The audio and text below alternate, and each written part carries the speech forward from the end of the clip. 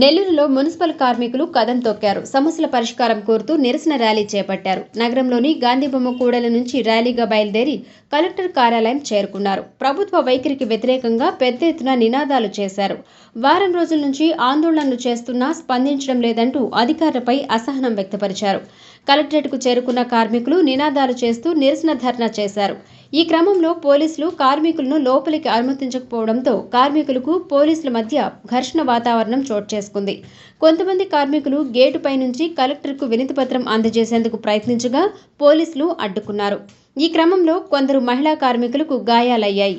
ఈ సందర్భంగా కార్మికుల నినాదాలతో కలెక్టర్ కార్యాలయ ప్రాంగణం దద్దరిల్లింది. తమ న్యాయమైన డిమాండ్లకు పరిష్కారం చూపేందుకు జిల్లా కలెక్టర్ బయటకు రావాలని మున్సిపల్ కార్మికులు నినాదాలు చేశారు. ఈ సందర్భంగా కార్మికులు మీడియాతో మాట్లాడుతూ గత 9 రోజులుగా ధర్నా చేస్తుంటే స్పందించాల్సిన బాధ్యత అధికారులపై లేదా అని ప్రశ్నించారు. అసలు అధికారులు నగరంలో ఉన్నారా లేదా అని ఆగ్రహం వ్యక్తపరిచారు. తమ న్యాయమైన డిమాండ్స్ పరిష్కరించే వరకు నిరసన కొనసాగుతుందని కార్మికులు హెచ్చరించారు. నేను నడవలేకపోతున్నా.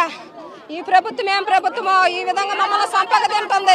మమ్మల్ని ఈ విధంగా సంపక తింటాం న్యాయమా? న్యాయమా ఈ విధంగా చేయటం వల్ల మాట్లాడలేకుండా కరోనాలో మా సేవలు అందుకున్నారే, మీ కాళ్ళు కడిగి పైన పోసుకుంటామన్నారే. ఇప్పుడు అడిగిపోయిర్రు, ఏడ చచ్చిర్రు. మేము 9 రోజుల నుంచి చేస్తుంటే పోలీసు న్యాయంగా పోరాడుతున్నాము. న్యాయంగా మేము ధర్నా చేస్తున్నాము.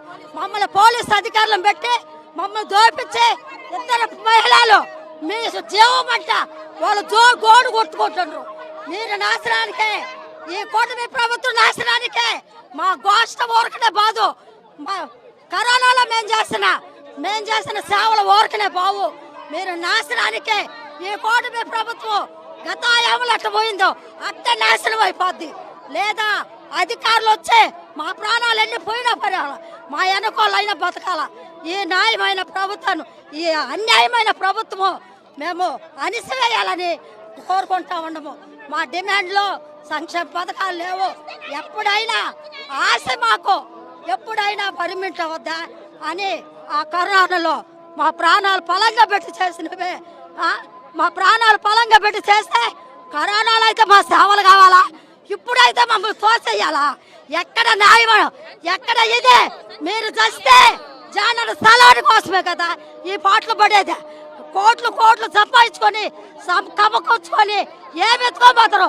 సత్యపడానికి ఎత్తుకోబోతారా? మా జానడు పొట్ట కోసము, మా బిడ్డలు జానడు పొట్ట కోసం మేము బాకులాడేది. మీలాగా సమకూర్చుకొని మీలాగా ఆస్తులు సంపాదించుకొని ఈ ముందులు పోయేదాన్ని కాదు. మీకు మంచిదేనా? ఈ కూటమి ప్రభుత్వం మళ్ళా నాశనం అయిపోద్ది, మా గోష్ట కొట్టుకొని పోద్ది.